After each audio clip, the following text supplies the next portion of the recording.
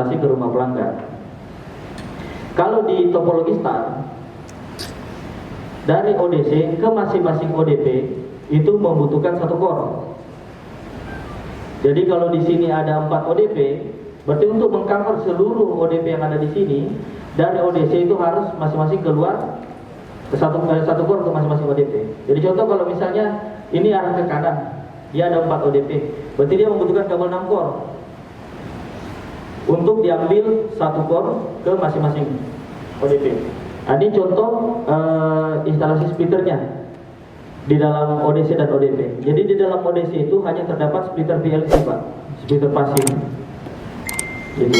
Untuk di ODC terdapat splitter 1x8, kemudian di ODP terdapat splitter 1x16. Di ODP pertama terkoneksi kabel core warna biru dari ODC, kemudian ke ODP kedua terkoneksi kabel core orange, kemudian hijau, dan terakhir coklat. Itu satu core, satu ODP. Itu sistem yang kebanyakan operator gunakan seperti ini. Kemudian kita ada desain jaringan yang kedua.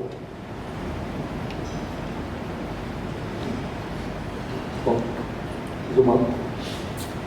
Next. Oke. Yang kedua namanya topologi tree. Dia seperti pohon bercabang. Kalau yang ini dia cukup menggunakan satu core. Jadi satu core dia itu bisa mengcover sampai 4 ODP. Oke? Berapa? Iya, bahkan bisa sampai 8 ODP. Tergantung keadaannya. Nanti saya jelaskan lagi. Oke? Nah, kalau tadi di desain yang pertama di ODC kita pakai splitter 1x8, untuk di topologi yang ini kita menggunakan splitter rasio 50-50. Oke, kita pakai 2W 50-50 atau 1x2. Kemudian di masing-masing ODP tetap menggunakan splitter 1x16 untuk distribusi atau pelanggan, tapi diantaranya itu kita ada splitter 30-70 splitter rasio. Nah, splitter rasio ini kita gunakan flat sama semuanya 30-70. Kenapa kita gunakan seperti itu? Itu untuk memudahkan bapak-bapak dalam menyetok material, kemudian dalam mengkonstruk jaringan. Jadi tidak usah terlalu banyak memperhitungkan losses, karena kami sudah simulasikan, nanti saya lihatkan di belakang. Sampai ke 10 kilo pun insya Allah hasilnya tetap bisa maksimal kita dapatkan.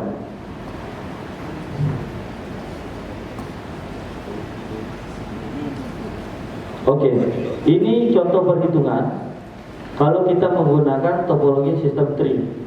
Jadi kalau bapak-bapak lihat di sini,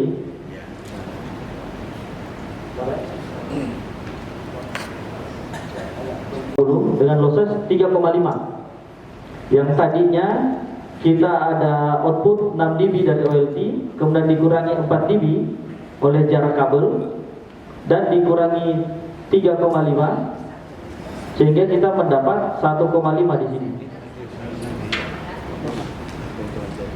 Minus 1,5, sorry. Seperti itu ya.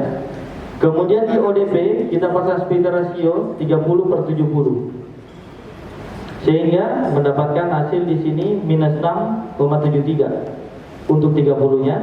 Kemudian yang 70-nya kita dapat minus 3, sorry.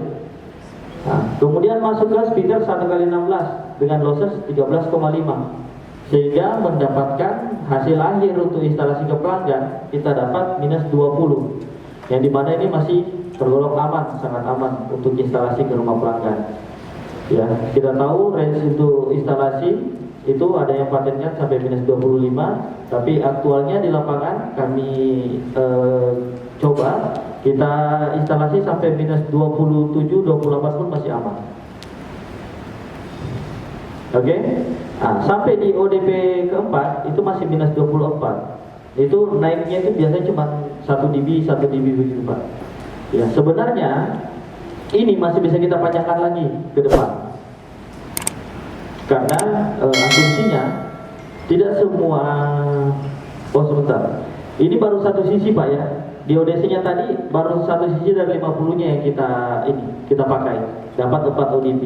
4 kali 16 64. Kalau sisi satunya kita udah pasang juga 64 kali 2 kita dapat angka 128. Jika kalau seluruh ODP ini terpasang oleh pelanggan, insya Allah semuanya bisa terlayani untuk internet.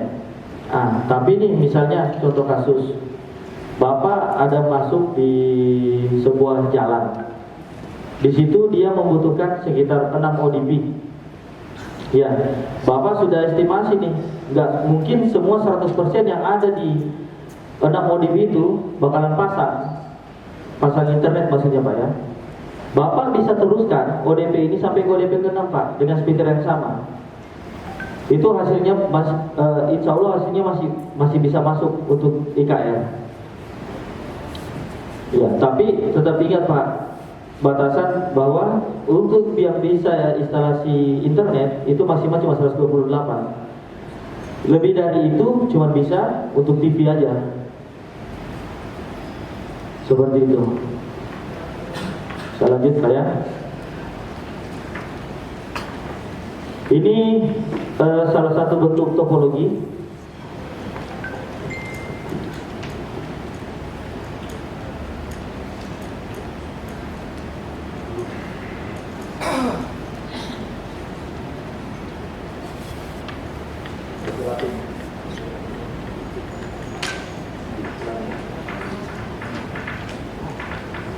Di HFC dulu. Kemudian untuk di sisi internetnya, Bapak butuh ya pastinya sumber internet dari ISP. Kemudian yang kedua router bisa berbagai macam merek. Kalau di sini kayak yang kami tampilkan punyanya Mikrotik. Kemudian OLT pastinya. OLT ini sama kayak converter lah Pak. Dia ngerubah dari data ke laser. Kemudian EDVA plus WDM. EDVA ini gunanya itu untuk menaikkan dB slotnya yang ada filter. Gunanya filter itu untuk menghambat sinyal 1310 yang ada dari OLT supaya tidak memberikan noise untuk hasil gambarnya. Yang kedua, kalau misalnya pelanggannya mau internet plus TV analog, dia cukup membutuhkan ONU plus RF. Ketika kabel IKR-nya masuk ke ONU, internetnya bisa langsung jalan. Dari ONU tinggal ambil RG6, masukkan ke colokan TV untuk TV analog. Kalau digital, butuhkan tambahan STB. Nah, ada juga alat kami di sana. Bagaimana kalau misalnya ONU-nya itu tanpa RF? Bisa juga Pak. Kita tinggal menambahkan alat namanya passive WDM receiver. Jadi di alatnya passive receiver juga Pak, sama seperti yang terpakai di TV sana. Cuma dia ada WDM. Jadi WDM itu gunanya itu bisa bolak-balik Pak. Dia bisa menggabung, bisa juga memisahkan. Kalau tadi di EDVA dia gunanya untuk menggabung, ketika di rumah pelanggan itu digunakan untuk memisah.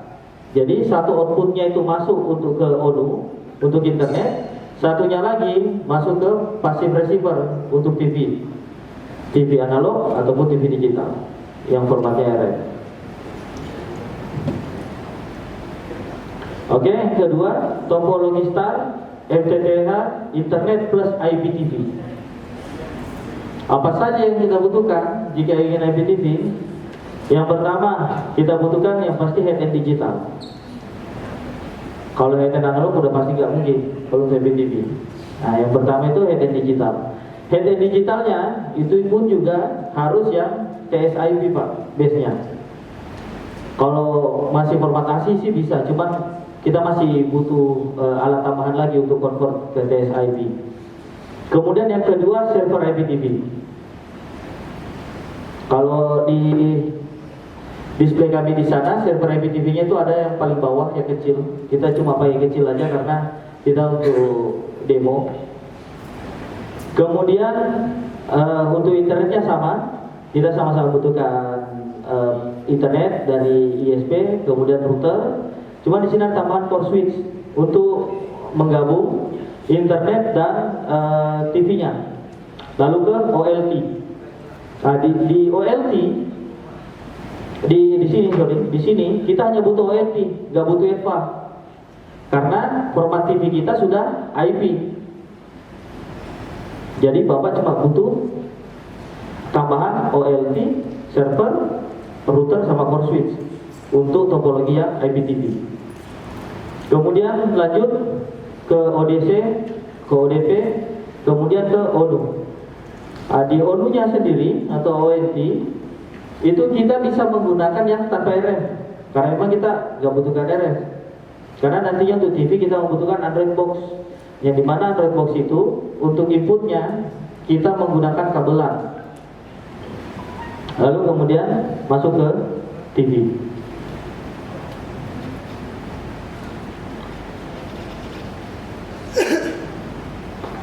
Oke, jenis yang ketiga sama untuk yang di atasnya. Bedanya itu cuma yang di bawah. Dia cuma pakai satu core untuk ke 2 ODP ini ataupun sampai 4 ODP.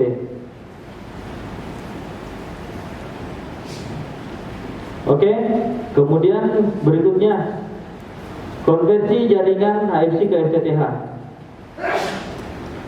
Saya mencoba mengingatkan kita kembali ke jaringan HFC kita. Ini di atas, ini salah satu contoh jaringan HFC. Ini salah satu contoh topologi HFC yang standar, di mana biasanya jika di jaringan dari node atau amplifier itu kita akan susun beberapa kopler, mungkin 4 sampai 5 kopler ya, seperti itu. Kemudian nanti setelah sampai kopler keempat atau kelima, kita udah harus pasang amplifier lagi untuk menaikkan sinyal. Kemudian pasang kopler lagi. Di kopler yang ada di sini biasanya Bapak gunakan yang 4W. Kadang kalau pelanggannya banyak, 4W-nya itu di bawahnya dipasangi splitter lagi, gitu kan. Kemudian jarak antar kopler itu biasanya 1 gawang atau 50 meter. Kemudian kita coba konversi. Kalau kita sama-sama asumsikan, kalau kita perumpamakan yang di sini itu ODC, kemudian kita menggunakan ODP yang keluarannya itu 16 output dengan jarak antar ODP itu 100 meter. Berarti untuk memenuhi kedua kopler ini, kalau di FTTH kita hanya membutuhkan 1 ODP, sama-sama 16 port kebutuhannya. Seperti itu ya Pak. Oke. Jadi simpelnya, kalau kita mau konversi jaringan, kita sebenarnya itu cukup menghitung jumlah kopler kita aja. Misalnya dari headend arah ke timur, misalnya kan ada 25 kopler. Ya gampangnya tinggal kita bagi 2 aja Pak. Misalnya 30 kopler Pak ya, kita bagi 2, 15. Ya berarti estimasi ODP yang akan kita pasang kalau kita menjadi FTTH itu sekitar 15 ODP. Kalau Bapak mau bangun jaringan FTTH menggunakan sistem yang tree yang tadi 1 core 4 ODP, Bapak tinggal bagi 15 ODP dibagi 4 ODP, yaitu dapat sekitar ya cuma 4 core. Jadi untuk memenuhi 15 ODP yang Bapak mau pasang, Bapak cukup siapkan kabel 4 core untuk distribusinya.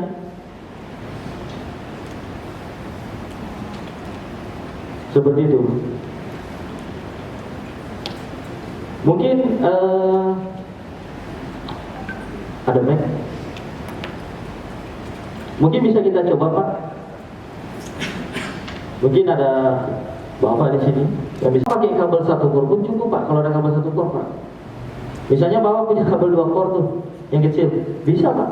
Bapak langsung mulai trial jaringan FTTH pakai sistem tree yang tadi. Jadi ke kanan narik kabel 2 core, ke kiri 2 core, ke depan 2 core, ke belakang 2 core. ODC-nya taruh di headend aja Pak. Berarti ini kelebihannya cuma sebatas penggunaan core ya Pak?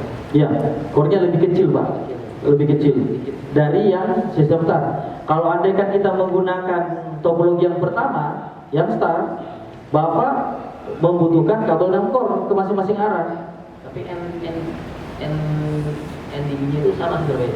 Apa lebih baik pakai seri ini? Kalau kami sarankan itu memang lebih baik yang star, karena kurang lebih hasilnya sama semuanya Pak. Hasilnya. Tapi kalau yang menggunakan sistem 3 ini, hasilnya tiap ODP pasti beda-beda Pak. Tapi masih dalam range yang aman untuk instalasi. Seperti itu. Bapak mungkin udah bisa langsung kalkulasi tuh, kira-kira biayanya berapa kalau mau dirubah. Karena Bapak cukup tinggal siapkan kabel, ODP, splitter, ya kan? Sama yang alat di head Pak. Kalau alat di head nanti silakan tanya ke sales-salesnya MKI Pak. Seperti itu. Mungkin bisa saya langsung ajukan ke pertanyaan Mbak Citra. Karena mungkin akhir dari ini presentasi saya. Mungkin kalau ada bapak-bapak yang mau bertanya tentang FTTH, silakan Pak.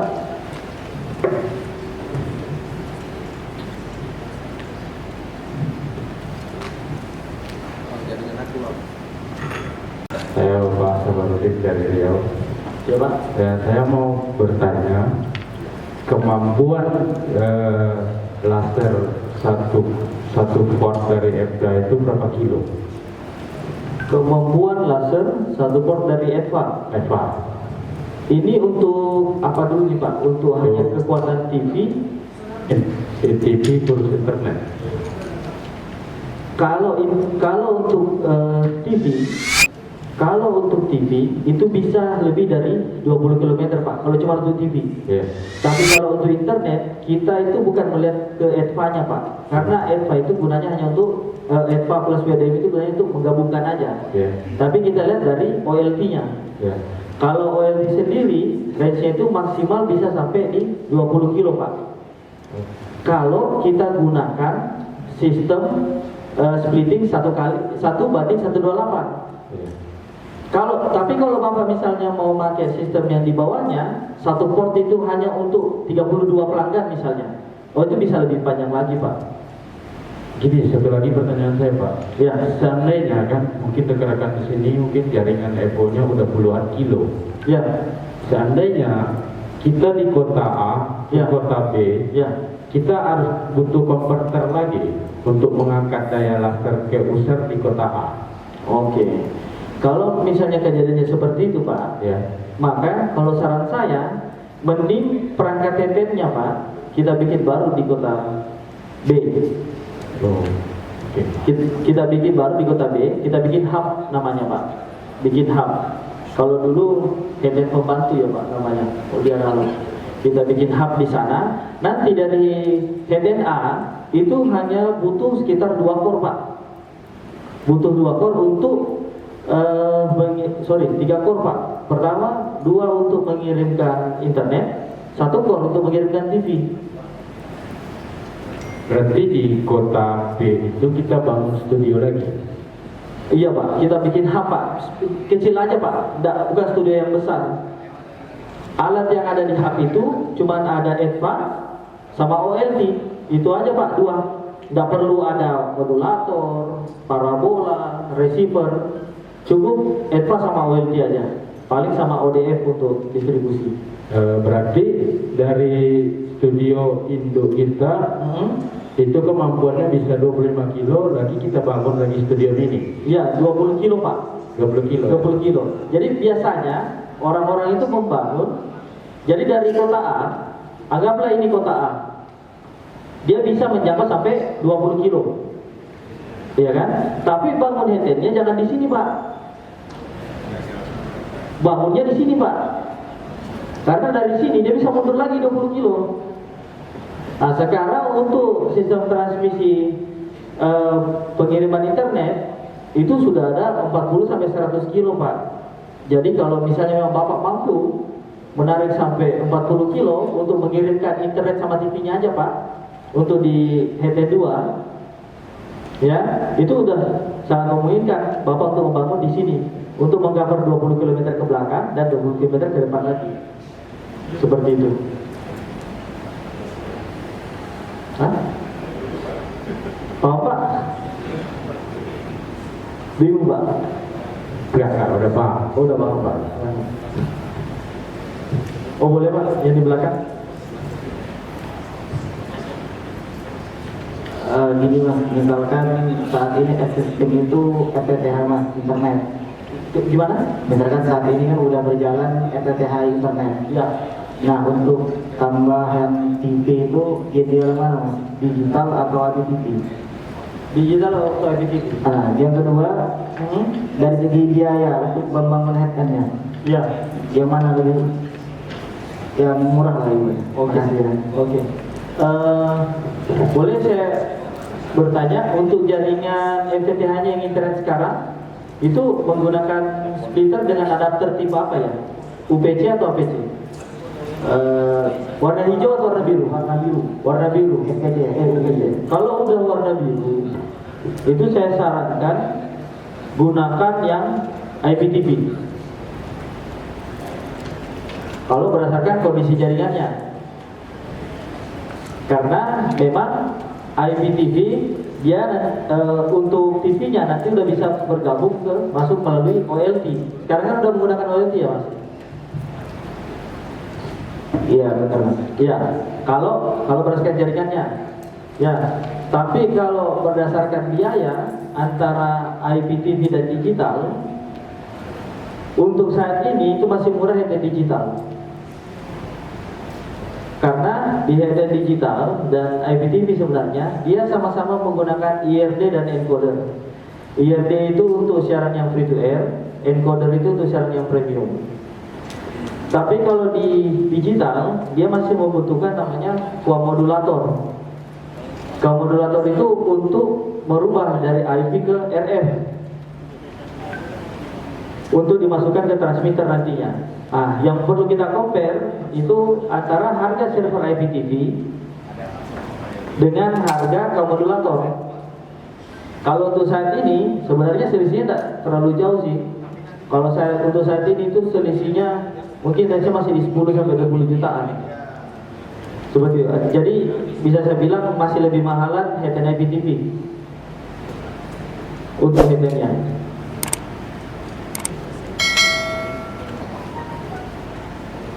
Gimana? Itu perkiraan berapaan mas ya? Oh nanti bisa tanya langsung ke di akhir acara pun nanti kita ada ini, ada sampaikan paket penjualan di situ kan kita perlihatkan berapa harga paket digital, headend IPTV sama jaringan sekalian.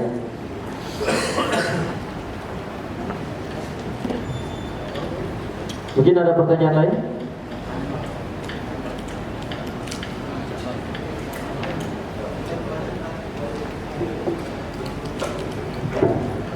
Terima kasih. Tadi banyak yang dijelaskan. Ini kan kombinasi antara internet dengan TV-nya.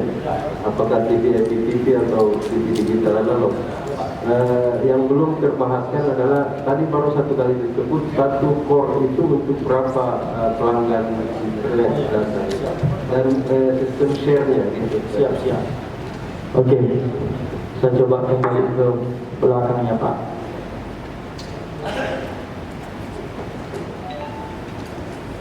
Oke, ini saya kembali ke sini ya, Pak Mo. Ini topologi FTTH yang start. Anggap aja ini dia internet plus TV analog Pak. Internet plus TV analog. Tadi di dalam kondisi Pak Mo, itu kan ada splitter 1x8 Pak. Kemudian di masing-masing ODP itu ada splitter 1x16. 1x16. Sebenarnya Pak, ini masih ada sambungannya Pak ke sana. Dia itu bisa sampai 8 ODP. Berarti 8 dikali 16 downline Pak. 8 kali 16 itu dapatnya 128. 128. Jadi itu hanya berlaku Pak untuk internetnya. Satu core untuk 128 pelanggan. Karena memang di OLT untuk khususnya di GPON itu memang sudah dibatasi. Maksimal yang bisa online bersamaan, bisa connect bersamaan itu cuma sampai 128 ONU atau 128 pelanggan. Gitu kan? Tapi itu tidak berlaku untuk TV. Karena TV selama sinyalnya masih ada, kita masih bisa split lagi Pak. Nah, jadi misal nih Pak, yang di topologi yang ini kan juga saya gambarkan cuma 4 Pak. Tapi sebenarnya kalau kamu lihat di sini di ODP terakhir itu masih ada -7 Pak sinyalnya. Kalau di ini, kalau di TV-nya itu masih tinggi nih Pak. Itu masih bisa disambung lagi ke belakang. Tapi kita komitmennya itu hanya untuk pelanggan TV. Nah, kalau pelanggan internet sudah sampai 128, ya sudah maaf, tidak bisa. Tapi kalau mau, kita bisa tambahkan lagi Pak, core baru. Betul, seperti itu. Iya Pak. yang tidak bisa kita tawar itu core yang di backbone. Karena core yang di backbone itu kan sudah paten kita hitungnya dari awal. Makanya kalau misalnya nih kita mau ada pengembangan FTTH ke arah utara misalnya, sampai mentok kita hitung, oh di situ ada sekitar 20.000 rumah Pak ya. Ada 20.000 rumah. Nah, 20.000 rumah tadi itu kita bagi 128. Kita bagi kalkulator, 20.000 kita bagi 128.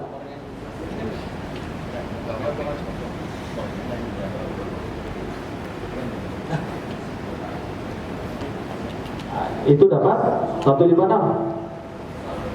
Ya, 256 core. Tapi itu biasanya satu orang dah segitu juga banyaknya Pak Mulya. Bisa 5.000 lah Pak Mul. Nih, 5.000 kita bagi 128. Dapatnya 39. Berarti Pak Mul cukup siapkan 48 core. Nah, dan 48 core-nya itu Pak, tidak perlu Pak Mul tarik dari awal sampai ujung. Enggak. Bapak cukup tarik misalnya 2 kilo nih. Ternyata di 1 kilo pertama sudah ada tuh Pak terpakai untuk klaster yang ada di situ. Terpakai misalnya 10 core. Ya kan? 2 kilo lagi terpakai 15 core. Sudah terpakai 25. Ya kan? Berarti ada sisa 23. Ya kan? Oh, berarti udah bisa ganti. Jadi kamu 24 core. Berarti ada 24 core lagi tuh yang lanjut Pak. Ya kan? Nanti kurang sisa 12 core lagi yang lanjut sampai habis. Begitu. Yang tidak bisa ditawar itu core di backbone-nya Pak. Tapi kalau core di distribusinya itu ada beberapa macam yang bisa kita modifikasi. Ada juga teman-teman Pak, untuk yang di core distribusinya, satu core-nya ini bisa panjang sekali, bisa sampai 10, 15, gitu kan? Untuk TV aja. Internet tetap 128. Untuk TV, dia mikirkan TV-nya biar panjang, gitu kan? Tapi kami nggak berani merekomendasikan ke Bapak. Soalnya kalau panjang seperti itu menurut kami bisa beresiko. Kalau misalnya dia panjangnya 15, terus bermasalah di core yang di sini, di splitter sini misalnya ada masalah, baru di ODP ketiga, berarti seluruh pelanggan di ODP ke-4 sampai ke-15 itu terkena dampaknya Pak. Seperti itu. Kemudian kalau momen seperti itu, splitter yang kita gunakan itu harus macam-macam Pak. Beda-beda tiap ODP-nya. Jadi Bapak harus pintar ngitung. Lebih teknis lagi nih. Harus tahu ngitung splitter rasio. Kemudian harus nyetok banyak macam-macam splitter rasio. Nah, kalau di sini kami buatkan yang simple, yang gampang diingat. Ya kalau mau splitter rasio ya macam aja. 30-70. Udah itu aja.